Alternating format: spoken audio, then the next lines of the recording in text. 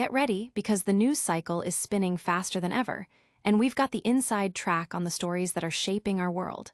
From high-stakes government investments to the evolving landscape of work, buckle up for a rapid-fire update that you absolutely cannot afford to miss.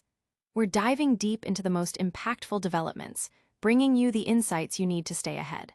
Let's get into it. Market movers. Kevin O'Leary, the renowned investor, is firing shots at the government's massive $11 billion investment in Intel. He's questioning the strategy, calling it a move that Intel should have perhaps avoided entirely, suggesting the company should have been sold for car parts years ago. What does this mean for the future of tech investment and government influence? Global ripples. Intel itself is sounding the alarm, flagging significant risks associated with this government stake. They're warning about potential negative impacts on international sales and the possibility of adverse reactions from global partners and governments. How will this major deal affect Intel's standing on the world stage? Strategic shifts. This isn't just about one company.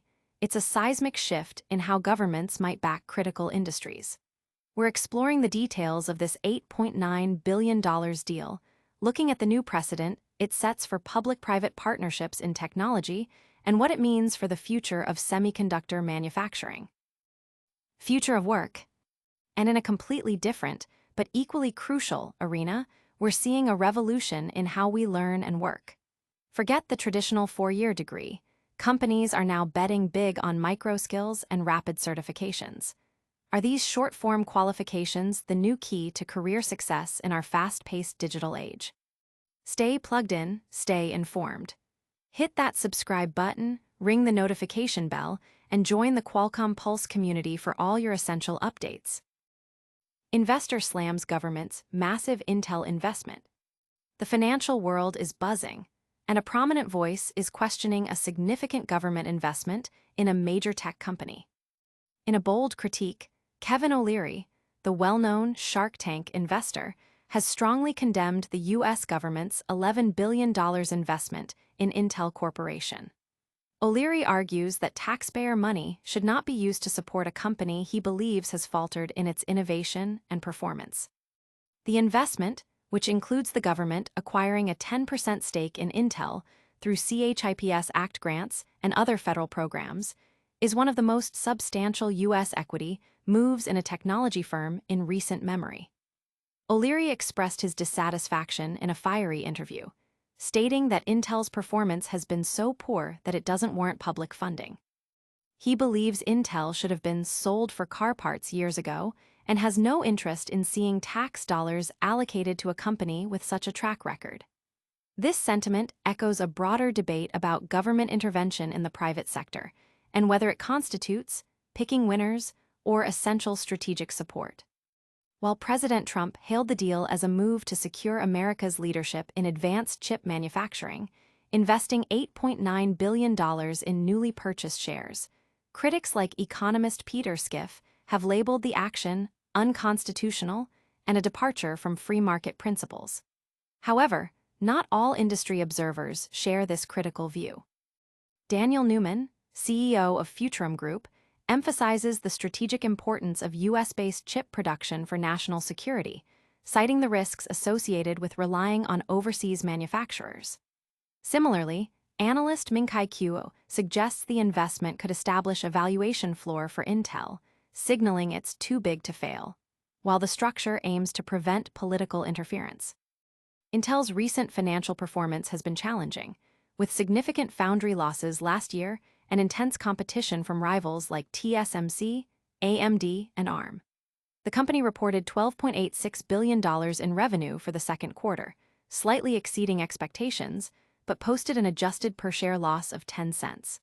Despite these headwinds, Qualcomm Pulse's Edge stock rankings indicate Intel maintains a solid trend across various timeframes.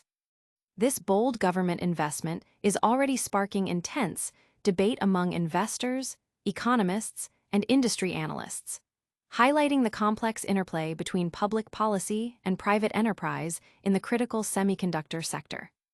But what happens when a company takes on a major government stakeholder? Stay tuned as we uncover Intel's own warnings about this groundbreaking deal.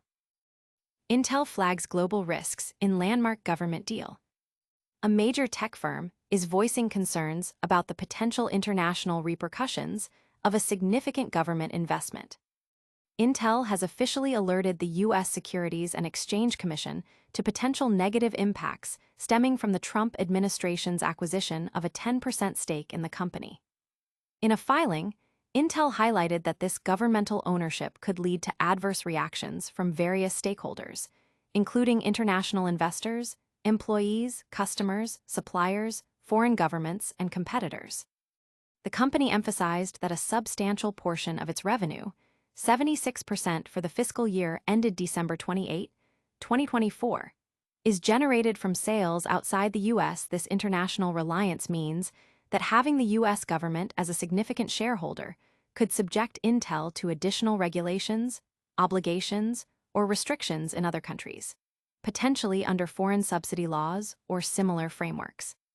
Intel acknowledged the difficulty in predicting all outcomes due to the rarity of such government equity stakes, noting that the company might face increased public and political scrutiny, potential litigation, and a complex regulatory environment. The White House, meanwhile, framed the approximately $8.9 billion investment as a strategic move to bolster America's chip manufacturing capabilities, with President Trump calling it a great deal for America. The investment is a mix of CHIPS Act grants and other government expenditures, totaling over $11 billion in support for Intel.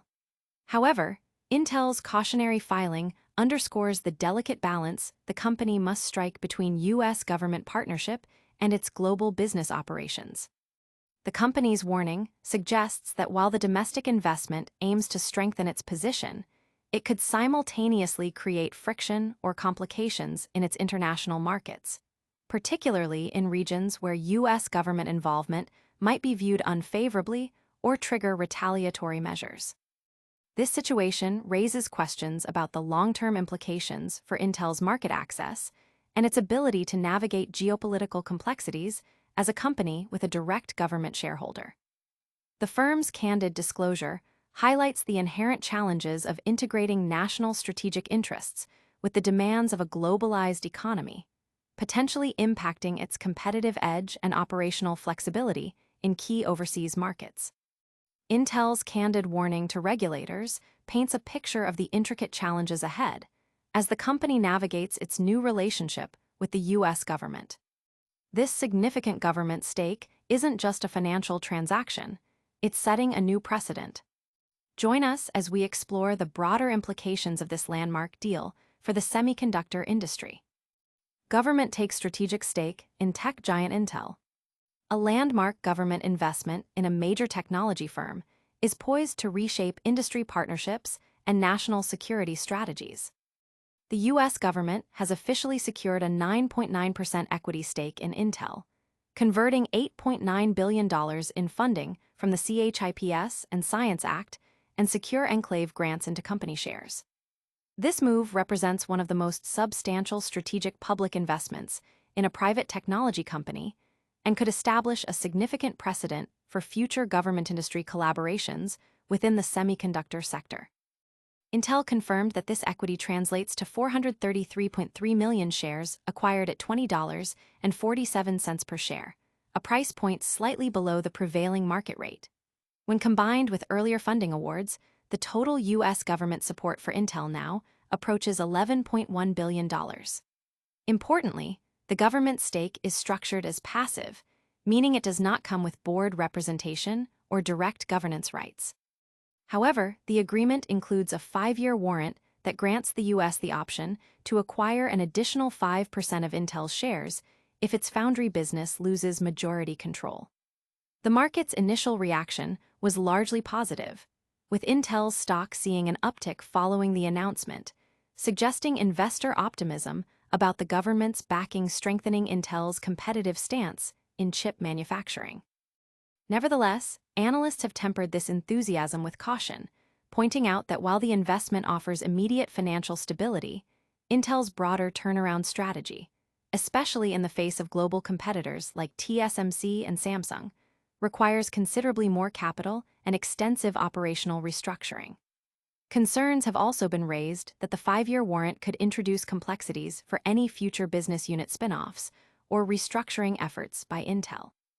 In a recent SEC filing, Intel itself articulated potential challenges arising from government ownership, including risks to international sales, particularly in markets like China, where it generated nearly 30% of its revenue last year, and potential limitations on future federal grant eligibility if the company is perceived as already heavily supported. This deal signifies a shift from traditional government support mechanisms, such as grants or tax credits, to a more direct equity investment model for industries deemed critical to national security.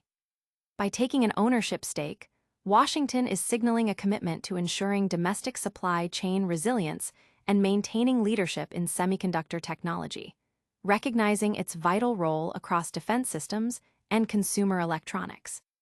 For Intel, the immediate benefits include a financial boost and enhanced market confidence, but the long-term challenge will involve balancing global business relationships, shareholder expectations, and governmental oversight. This precedent could influence how other U.S. chip companies seek and receive government backing, potentially blending private innovation with public capital to secure the nation's technological future.